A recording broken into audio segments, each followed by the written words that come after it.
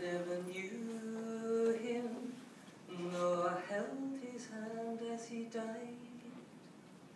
I'd never met her before I saw the pain and the fear in her eyes, and her plea as it grew reached out to grab hold of me like the sea caught in a pitiless tide. The night was quiet, save for the beat of a heart, a silent vigil kept at the end of a bed. As I pass and as hope fades away, we cry to our gods as we pray that the day might bring a raw kind of peace. Each night can bring joy or more pain, for each life has not been lived quite the same. I give words or needles filled with relief, but at night it's your conscience that speaks. After the screaming, the air is filled with the cry of a child, a newborn reeling from the shock of a journey relentless and wild, and the blood on her face mixed with surprise in her eyes fills the space with the warmth of an unspoiled life. A mind so troubled, fear traps the sameness inside. So many voices giving him orders to befriend a knife, and the sounds in his head have haunted his thoughts for so long that release is found beneath wheels of a train. Each night can bring joy or more pain, for each life has not been lived quite the same. I give words or needles filled with relief, but at night it's your conscience that speaks. I never knew him, though I held his hand as he died. I'm a doctor.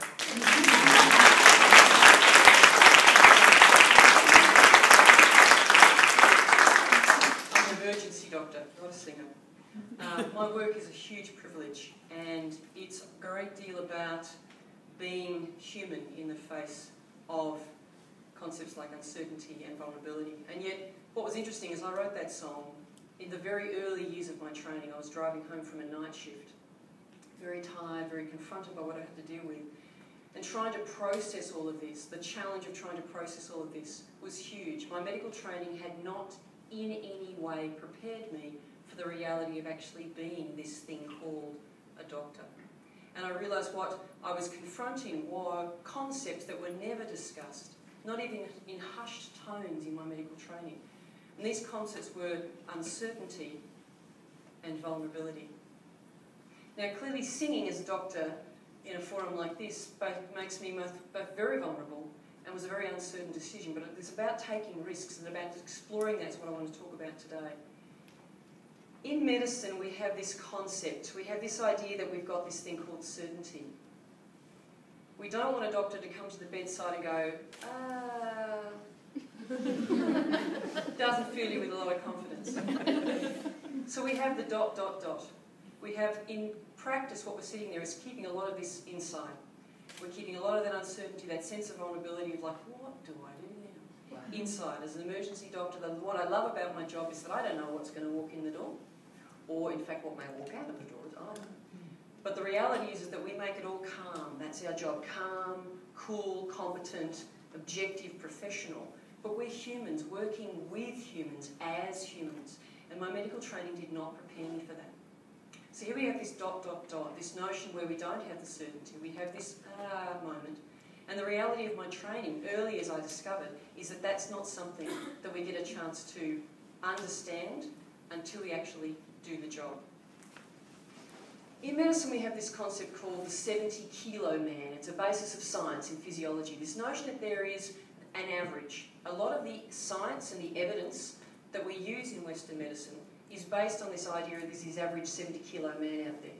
The problem is, of course, very few of my patients a 70 kilo man. The rich diversity of my patient base is actually what I enjoy, but it creates a deep sense of insecurity as a practitioner because where's the 70 kilo man my knowledge is based on? So what we end up with is we try and actually create this bracketed world. We try and create certainty by the application of Western scientific principles. We do studies, you know, we make it feel secure and we quote evidence. That's lovely, but let me be frank, and I could get into a lot of trouble for admitting this. Most of what we practice in Western medicine is not based on any evidence at all. Vulnerability as a practitioner, yes, my job is to try and reassure and create a sense of calm and certainty for my patients. So how do you deal with that? Well, I'm still working it out. I've been doing emergency medicine for a while, and the privilege that job is very much about trying to negotiate the space between my head, my heart, and my hands. And this bracketed world, this notion of certainty that we can create through evidence-based medicine is an illusion at best. We do have some studies that support what we do, and we use that information to the best of our ability, but as you know yourselves, 1 minute you're being told to do something, to take this medication, to not eat that food, because that's the best that you can do for your health. And then the next thing you know, you're being told, no, not a good idea, don't go there, we've actually realised that's wrong, right? Do something else. Yeah? It's very confusing. And yet, ironically, despite that reality that we've all experienced, there's this almost like an obsession, I think, in Western medicine that we've all bought into, we've all been socialised into this, that let's just ignore what we know to be true in our hearts and our heads and go with this notion that, no, it can be made certain, because that makes us feel better. Our socialisation is very much about that, and I guess I'm giving you an example in terms of my practice. One of the things I've discovered is that we want this, if I do this, this is going to happen. We want an equation that balances, that equals out. And in my job, that's what I do. If somebody comes in with a breathing problem, as an emergency doctor, I'm meant to help you breathe again. But what happens if that breathing problem is exacerbated by a life of severe anxiety? And you happen to live in an environment where it's heavily polluted in your community. You might be a sole carer at home in a very isolated environment with no access to transport. You might have had to forego education to be able to raise young children, or whatever your circumstances. I'll focus on your breathing problem, and by all intents and purposes, I've done my job, because I've got you breathing again. And nobody's saying it's a bad thing. Breathing's a pretty good thing. The problem, though, is that I'm not necessarily taking into consideration the wholeness of your world and your health experience. And I'm under no illusion as an emergency doctor that I'm assisting you with your health needs just by dealing with your breathing. Let me give you an example of what I'm talking about in terms of this negotiation between these concepts, which I found quite fundamental in my practice as a doctor, but as a human who's trying to be a good doctor, who's also trying to remain human. When I first started out, junior doctor, you have no idea what you don't know. You absolutely have no idea how ignorant you are and how potentially dangerous that makes you. That's why we're so closely supervised, to be reassured to know. So you don't know what you don't know. Very quickly, you have this, oh my God moment. I could kill someone. You might have killed them before, but you did not. You're still in the question mark phase. Now you're in the exclamation mark phase of, oh my God. And you suddenly know you don't know. This is one of the most challenging things. It's not unique in any way to my professional environment. We've all had those moments when we're trying to learn something new. You know, you realise, oh my God, I'm not prepared for this. I actually don't know.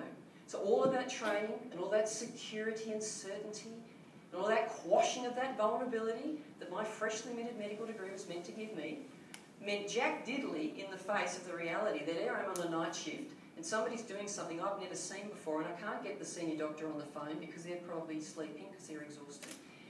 And I'm just going, oh. So what do we do as humans? Well, what does any self-respecting human do? They run for the full stop. They go, I want certainty. Can't handle this, this is too much. And it is. You know, you end up with pretty bad heartburn, amongst other things. What we do is we become experts. And I could see my senior colleagues doing this. I thought, why are they going to become the left big toe specialist? What on earth is he talking about? But when you're a left big toe specialist, that's what you do. And you do it superbly well. And when you're a patient, you go to the left big toe specialist when you have that problem. Maybe you don't go for the right toe, or the left shoulder, or that shortness of breath I was talking about before, but your toe's in safe hands. The problem with that, though, is we're not just left big toes. We are whole humans. And what I've discovered in Western medicine in my journey to date is that we've sort of kind of lost sight of that in this race, an understandable human race, to create the full stop, to become the expert to protect ourselves and our patients from uncertainty and the vulnerability generated by that feeling. Now, this obviously doesn't mean we're all going to run around becoming experts in everything. Not only is that unbelievably arrogant, it's clearly impossible. But what it does mean is that we just take away the blinkers and take away the illusion of certainty that Western science has been very keen to give us as a practitioner, I know that, and actually be honest and say there are limits. And maybe, just maybe, learning to be with that uncertainty is in fact a far more powerful place to explore than trying to perpetually create certainty, which is a myth, an illusion, and actually can be incredibly dangerous. The journey for me in medicine continues. I love my job. I feel unbelievably privileged to do the work that I do. But the one thing that I really need to find a place for, and perhaps my profession, if I may be so arrogant and bold, is to find a place for discussions about and explorations of this uncertainty and vulnerability. Like you, I have been a patient at times in my life, and like you, when I go to my doctor, I don't want my doctor going, I want them to be sure. I want them to reassure me. I want them to give me a sense of certainty that the problem that I've gone to them about, which is causing me distress in my life, is something they understand and they can fix. I want them to sort it out, and I want them to give me that in a way which is personalised. I don't want the one-size-fits-all, generic, off-the-shelf, 70-kilo man medicine. That ain't me. But the problem is, of course, I've realised I wanted a lot. And now I'm on the other side of that equation, and I'm a doctor. I realise how hard that is to actually do again and again every day, genuinely, and with a degree of sort of authenticity. And this tension that exists between this world of professionalism and a depersonalised but friendly doctor who knows their stuff. You want a technician who knows this stuff. But you also want somebody you can connect with. I asked a lot of my doctors back then as a patient, and I realise now as a doctor how difficult it is to deliver that well. On a good day, I hope I get it half right. On a bad day, I'm not looking for a full stop anymore in my life. I'm much more willing to accept the uncertainty and vulnerability that is being a human in a job that is fundamentally human. I go to work and I see people who don't make it home again. I go to work and I see the grandmother who's been looking after the child, the grandchild, for the first time, and the child dies in their care. I see the mother who dies in childbirth. I see the groom on the way to the wedding who dies in a car accident. I'm the one who breaks the news to a young person on the brink of their life, just finishing their schooling, and they have an aggressive form of cancer, which is why they've had all those symptoms all those months. That is a privilege, a deep privilege. But I have to be more comfortable with the uncertainty and vulnerability that brings me in contact with, in order to be able to support the vulnerability and uncertainty of the people who are sitting in front of me. It's an exchange that my training did not equip me for at all. And as I said before, the risk I took of singing publicly, to demonstrate that I'm actually trying very hard to negotiate that space, to be vulnerable, to deal with the uncertainty of that decision. That, at the end of the day, is the core. So can I please advocate that despite the discomfort that uncertainty and vulnerability create in all of our lives, whatever our setting, whatever we do and how we do it, can I advocate we add a few more dots and have a few more of those moments, because they are the moments of enlightenment. They are the moments of self-discovery. They're bloody uncomfortable. But they are fundamentally what makes us human and gives us our greatest strength and our greatest clarity. Thank you.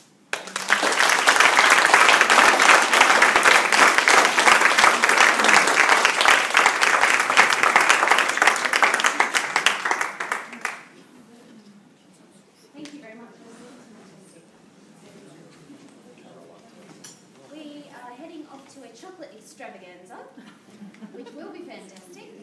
Okay, so just bear with us. We're going to have our students come through. Make yourselves comfortable. Tea and coffee will be available over here. I'll have to put the urn back on because it's a little bit noisy. And some water and juice. Thank you.